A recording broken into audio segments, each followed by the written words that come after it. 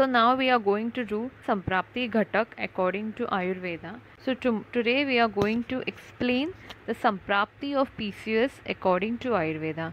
Yesterday we saw the Samprapti or pathology of PCOS according to modern science, where we saw the four compartments, how everything is occurring, and the periphery and dihydrotestosterone and adrenals also, role of insulin, genetic connection. So that is different. That is different. That is a different concept. They are explaining everything on basis of evidence-based medicine. Our Samprapti is different. So let's go into this, okay? And let's try to correlate both things. I know it is difficult, but we will try definitely. So Agni, as you all know, Roga Sarva Mandagno, right? Vagbhat has said it. So you say कि PCOS we are studying, and yesterday you were saying all fancy things, ovary, hypothalamus. What Agni and all you're saying today? Yeah, I'm saying Agni. Why? Let's see. So just bear with me, just go with the flow, and eventually you'll understand things actually. So Agni, as you all know, Agni is of three types. We have initially of three types, but otherwise there are 13 types. So what is important Agni for us is Jataragni. So what does Jataragni does? It does the pachan of the consumed ahar, and from the consumed ahar it is converted into Rasadhatu Poshak Bhag. So Jataragni is important. But Rasadhattvagni is also important because after the formation of Rasadhatu, by the action of Rasadhattvagni, it is metabolized into Raktadhatu Poshak Ansha, Upadhatu Artha and Malabhag. So here the important thing which we have to remember is Jataragni is important definitely, but for the Uttar Dhatu formation, that Dhattvagni is also important, and on the previous dhatu, the next dhatu's poshak bhag will depend, or you can say the next dhatu's sarata will depend on the previous dhatu. Also the upadhatu of that dhatu will depend on the dhatu itself. Okay, so this is very important.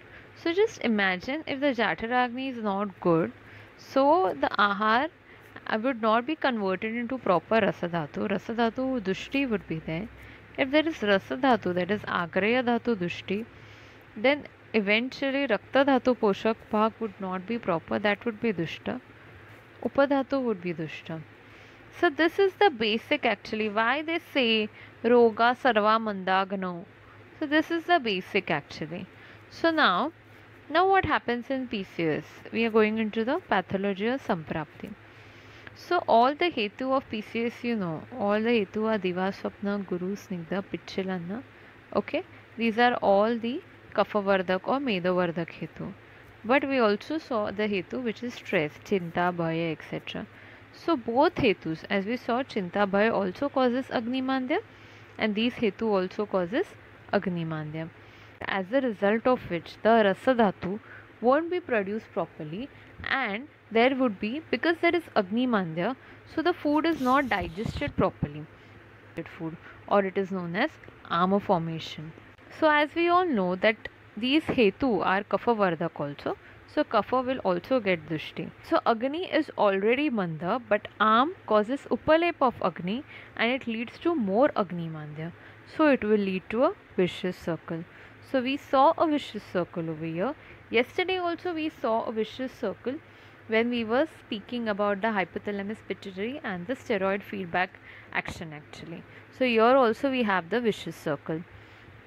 So now what will happen? As I said, because of Agnimandya, this will not be proper.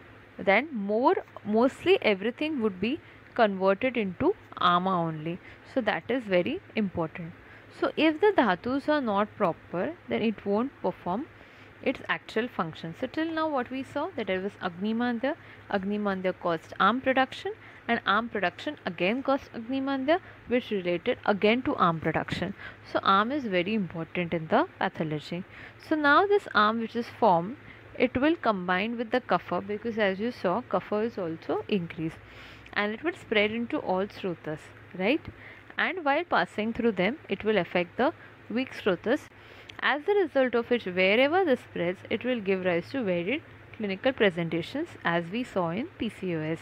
This arm and kapha will initially affect the Rasava Srotas, okay, and Rasa Dhatu. There is actually a concept in Ayurveda.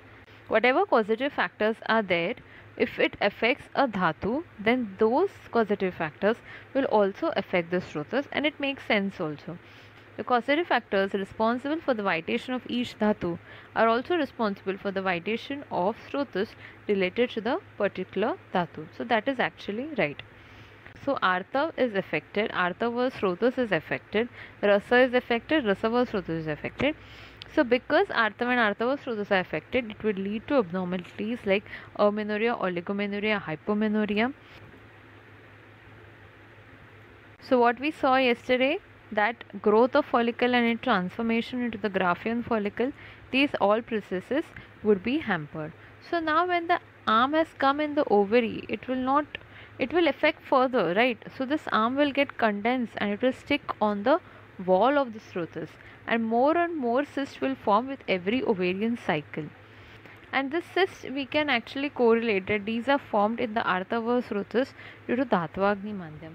For the transformation, for any secretion, for all these processes, actually we need Agni. So here on the Dhatu level, we actually need Dhatvagni. So that Dhatvagni is Manda. As we saw that in Nashta Artha, Pitta's role is not there. Because Pitta is there, it will lead to excessive Artha actually. So by the word excessive Artha, you can say excessive secretion. So all the proper secretions are not happening. Pitta Dushti occurs actually. So here if we see, arm is high, okay, kapha is high. So as we saw the cysts in the ovaries, this guna of the cyst are also kapha is like sthira guna is there. So kapha has this sthira guna. Because of this, the cysts are there for a varied periods of time, and it increases the bulk of the ovary. Kapha and arm both are guru actually, and therefore the bulkiness of the ovary increases. And Vat is what? Vat actually does Chalnatmak karma, that is, ovulation is not occurring. And all the transformatory activities, which are actually the function of Pitta. What are the transformatory activities like formation of Graafian follicle from secondary follicle? This is the transformatory activity. Transformatory activity would be after ovulation, the formation of corpus luteum. And Vat will stimulate the secretion of the estrogen and progesterone from corpus luteum, but the actual secretion would be done by the effect of pitta. So this is actually the micro level which we say now, the importance of vata and pitta. So this is not occurring because their actions are actually there is avroth by kapha and ama, as a result of which nothing occurs and only cyst occurs, and entire thing actually becomes stagnant. So let's go into the next topic. So over here I'm going to explain by modern medicine, because I know, because at times we hear all these topics and we are like Arey, what this is Agni Arm and all. So because this should not occur and you shouldn't feel that this is all bogus, so I'm going to explain the topic of Agni and Arm, that is the importance of digestion and importance of having a proper digestion according to modern science. So how we can correlate? Nutrition induced ovarian dysfunction from women with appetite disorders is studied. So there is a study in which ovarian dysfunctions and the role of nutrition. So they have studied, and hypothalamus has the centers controlling appetite and metabolism. As we know, hypothalamus is the master. So overeating, undereating can be associated with the suppression of menstruation. As we discussed, actually Pranvayu is Shirashi Sansita. Okay, so Pranvayu is controlling everything. If we see Anna Pravesh, that is also a karma of Pranavayu, which actually hypothalamus has the appetite center, so it correlates. So this is how we can correlate by modern medicine. So let's see at one more explanation actually. This is little bit different like what we said now. Before explaining what I've written, I'll actually like to rewind some of the physiology of bile formation and some of the physiology of bile excretion actually, because what we are going to say relates to that actually.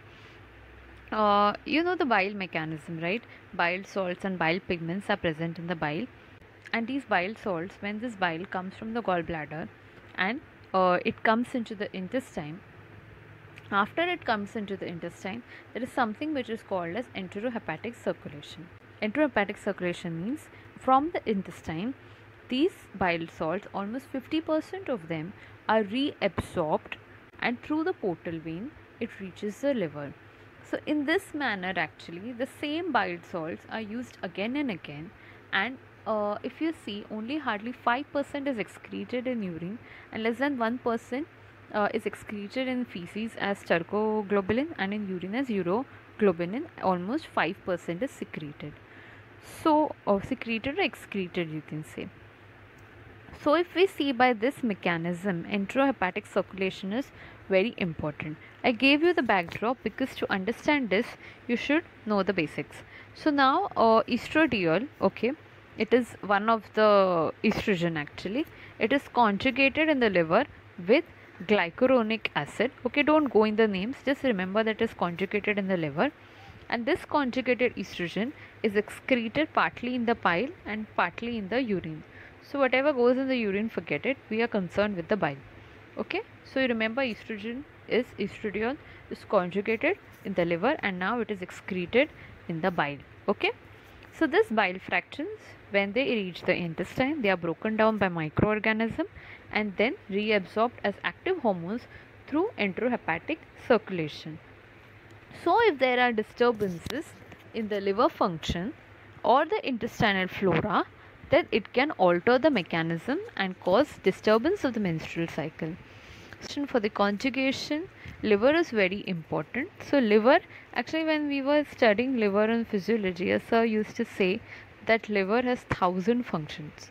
And when liver functions of liver used to come for 5 marks, and we didn't used to write even 7 or 8, and sir used to tell us this, that you can't write even 10 functions of liver. So that is not the case. This is actually one of that. This is also a function of liver. So the thing is, we don't know these details, and so we don't understand the concept of Agni. So as you know, Agni Stan is actually Pakvashe Madhya, you can say. So liver, the placement of liver and the gallbladder duct is actually opens into the first part of the duodenum. That is a common bile duct. It actually combines with the ampulla of Vater, that duct which comes from the pancreas, and then it opens into the duodenum. So that is actually, so if we say Amashay, there is stomach, if you say Amashay, and Pakvashay Madhya, if you say, then, or if you say Amashay or Adho Amashay also, this is actually Adho Amashay, and this is Am Pakvashay Madhya also. So this can be considered as Agni, actually, whatever we have said. And what is Agni, if you say? If you don't go by the location also, Agni is the digestive fire, or the digestive fire is maintained by the digestive enzymes. If you see the physiology also, liver, actually bile secretes all the enzymes which are necessary for the absorption of fat. So without the bile salts, actually absorption of fat cannot occur. Without the pancreatic secretion, trypsin, chymotrypsin, whatever is there, absorption of proteins cannot occur, even absorption of fats cannot occur. So if you see the entire thing, I mean, for stomach is not that important if you read the physiology for digestion, but pancreatic juices, trypsin, chymotrypsin, they are so important. And trypsin is actually the activator of other pancreatic hormones. I'm not going into that detail, but the thing I wanted to say is that this is the concept of Agni as it is said by Ayurveda. So now we are going to go into the dosh and dusha of PCOS. Till now we saw Agni and Am. So which are the dosh which are affected? We know Vata and Kapha are affected. So which Vayu, actually? As you all know, that this actually Adho Nabhi, if you see, that is the stan of Vata, actually. So whatever reproductive functions or gynec system actually comes in Vata Kshetra, as a result of which there is so much Chalnatmak karma. For example, if you see the follicles, they are having Chalnatmak karma. If you see the ovum, it is coming up to the uterus. The sperm also, after entering, it comes up to the fallopian tubes, and it can't again comes in the uterus, and the garbha which is growing. Well, everything is of activity, right? Every month there is menstruation. So lots of activity occur over here, and lots of regeneration also occur over here. If you say the shlok of Apan Vayu, its main karma is actually Nishkaman, right? So Nishkaman of what? They have given Mutra Nishkaman, then Purisha, Shukra Nishkaman, and also Artav Nishkaman. So for the normal menstrual cycle, actually, Vayu is very important. Now I would like to say something actually over here. You remember the Rutu Chakra, right? Menstrual cycle as per Ayurveda. We yesterday saw as per modern science, right? We saw the first the menstrual phase, like when the follicles are actually just being growing, and then FSH comes in, and then it starts growing, and then we have the ovulation, and then we have the luteal phase. Okay, what is the menstrual cycle according to Ayurveda? So in Ayurveda, the menstrual cycle is divided into three phases. First is the Rajakal, second is the Rutukal, and third is the Rutu Vyatita Kala. Okay, so we'll start with the Rajakal. In Rajakal, there is Vata dominance, because in Rajakal menstruation occurs. So obviously there is Vata dominance. Also we experience the symptoms of dysmenorrhea, cramps, and everything. So that's because of Vayu. You all know that. Okay, so for the proper menstruation, I'm saying this for the treatment point of view also, because you should understand in which car and for which symptom you're treating. If you're treating for menstruation, you have to treat Vayu. If a patient is having scanty menses, you have to treat Vayu, and in such patients, Pasti is very, very important. So this is how we correlate actually. So back to basics, back to physiology actually. So that is Vayu. So if Vayu is not proper, you can have scanty menses, you can have excess menses, all these things you can occur. But previous to that, for Vayu to do all this, if you are having excess menses, so endometrium would have proliferated that much. So that means in Rutukal or Rutu Vyatit Kal, it would not be proper. So everything is not depending on Vayu. Vayu is definitely the Neta, Roga Samrat we say. Vayu is definitely, Bhagwan also is a synonym of Vayu. Vayu is definitely the main dosha, but other dosha are also important for Vayu's function. So Rutukar. Rutukar is actually so leaving the 4 days of menstruation, after that up to 12 days or 16 days, two mata there actually.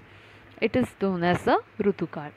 So in either of the things actually, Rutukar involves ovulation actually. So all the proliferation of the follicles which is occurring, it occurs in the Rutukar, and this Rutukar is Kapha dominant. So you see all the upachay, all the follicles are growing, all the constructive things which are happening, that is occurring because of Kapha. If you see the Prakrut Karma of Kapha as given in Vata Kalakali Adhyay, that is Charak Sutrasan 12th Adhyay, in that Upachay is given. So Upachay is a Karya of Kapha, right? So all this is Upachay. So if the follicles are not developing properly, as we saw in PCOS, right? The follicles are not being recruited by FSH, and the follicles don't grow properly. They compete for growth. They are stagnant at different stages of maturation. So this means the kapha has become predominant, or the kapha has become dushta with am, and it has become so dushta that is, it is not allowing the pitta to work properly. So Pitta Kal, actually Rutu Vyatit Kal, is after the Rutu Kal, and it is dependent on the Rutu Kal. If the Rutu Kal is proper, for example, if the ovulation is proper, then the luteal phase would be proper. If ovulation is only not occurring, so how the luteal phase, in luteal phase the hormones will be secreted. So how Pitta is going to act? How can the Pitta convert the follicle into corpus luteum and cause its secretion? So Pitta's function is hampered over here. So that is known as Rutu Vyatita Kala. If we see according to modern text also, there's a basal body temperature method. So I think we are going little bit away from the topic, but I'm just giving you this. So in basal body temperature method actually, from ovulation up to almost 2 days before menstruation, our body temperature rises by 0.5 to 1 degree Fahrenheit actually. So previously when we didn't have fancy tests like LH kits, urinary LH kits, and we didn't have follicular study and all this so much to determine whether the patient is ovulating and all, and patient couples have wanted to have baby and wanted to conceive. So the ancient methods like basal body temperature, there is also a mucus method, there is a calendar method, safe period and everything. So that used to be used. So in this basal body temperature, as I said, the temperature increases exactly in the Rutu Vyatit Kal, which is governed by Pitta. So this is again reinforcing our Ayurvedic principles. So Ayurvedic, when I used to read like Rutu Vyatit Kal Pitta, I used to by heart it because I didn't understand the what you say. I didn't understand the delicate things in it. But as you come in practice and you see, and as you read modern medicine, to understand Ayurveda, actually you should read modern medicine, because somewhere we are reinforced by modern medicine, and you can say also properly those things actually. So this is what I wanted to say. So this is how the cycle actually goes.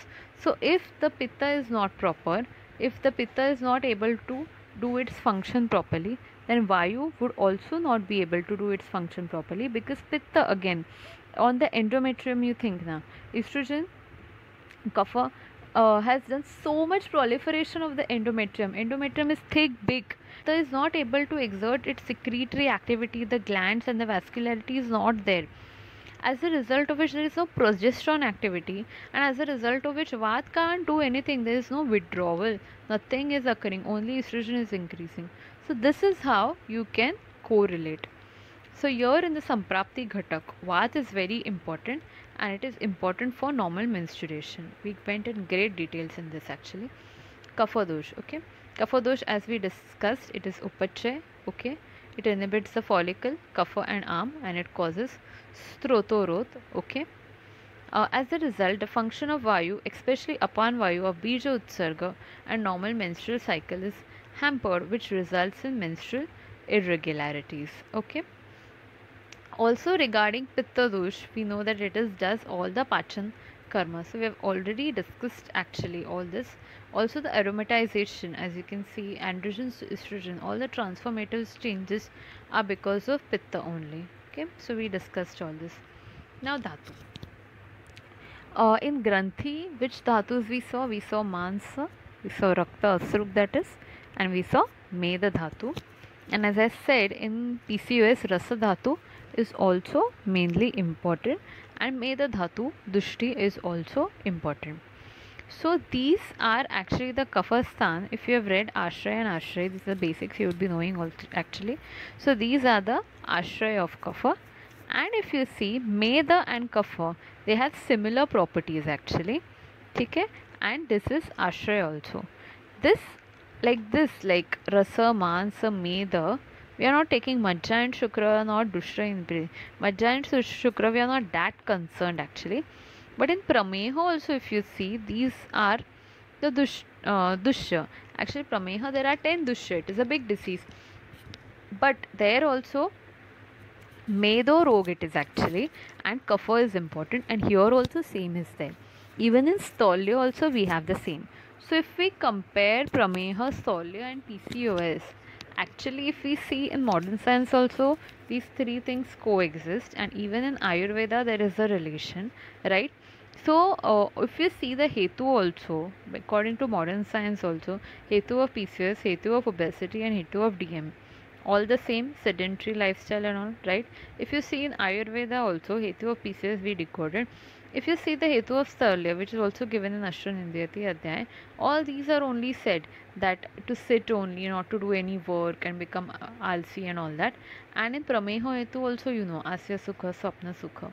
So all the Hetu are also same. So what I am trying to say is, when you are doing Chikitsa, you can use the yoga which are given in Stolya, and you can use the yoga which are given in this also, in your Prameha also. So that you can use, and you can use the same principles also. That is why we are decoding this, because we have to ultimately treat it, right? When the patient comes, you are not going to say all this, but depending on that, you are going to give the treatment. So now, and one more thing I wanted to say, the treatment of Prameha and Stolya will more apply to the obese PCOS patients, To the thin patients, this direct treatment won't apply. So that we will be discussing tomorrow. Right? So the nourishment of Meda Dhatu is from the preceding Dhatu, as we know, from the Masa Dhatu. So the channels through which nutrition to the adipose tissue is transported are termed as Medova Srutas. So just see the beauty. We have Meda in this actually, and Meda actually adipose tissue is mentioned in PCOS, and PCOS we advise Langhan, we advise the patient to lose weight, and we advise Lekhan Chikitsa, which is actually there. So I think everything is correlating properly over here. And adipose tissue is, as you know, is the seat where there's conversion of androgens to estrogens, right? So now we are going to go in the Samprapti Ghatak. This is actually the final slide actually. So here we are going into the proper what is the Samprapti. So dosh, as we know, it is Kapha Pradhan. Okay, Dusha is Rasa, Masa, Meda and Arta also. Okay, and Rakta also actually. Srotas you will get Rasavaha, Medavaha, Artavaha, even Svedavaha Srotas. Agni would be Dhatva and Jatharagni, as you know. Udbhavasthan would be Am Pakvasha because we discussed the entire Agni and everything. Adhishtan is Yoni actually. Vyaktistan is Bija Granthi.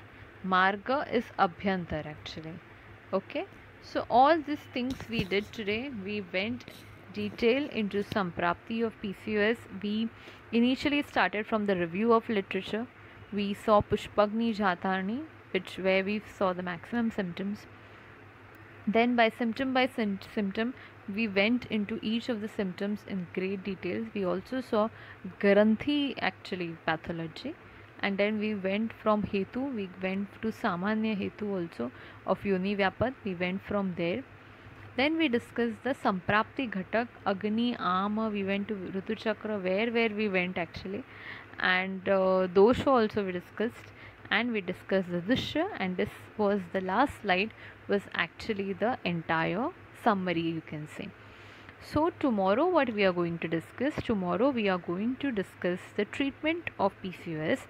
So tomorrow the treatment, whatever we are going to discuss, according to allopathy, the treatment would be very different. According to allopathy, it would be like straightforward, and according to Ayurveda, it would be like this. If you hear two lectures also, like yesterday's lecture and today's lecture, you'll find that both the lectures are very different. Like yesterday we were talking very things which are practical and which we know or something like that, and today we went little bit deep, and this was a little bit different actually, I can say.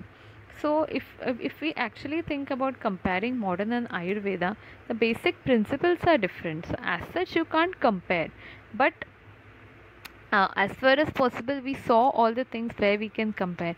You can compare when you have deep knowledge of modern science, then only you can compare.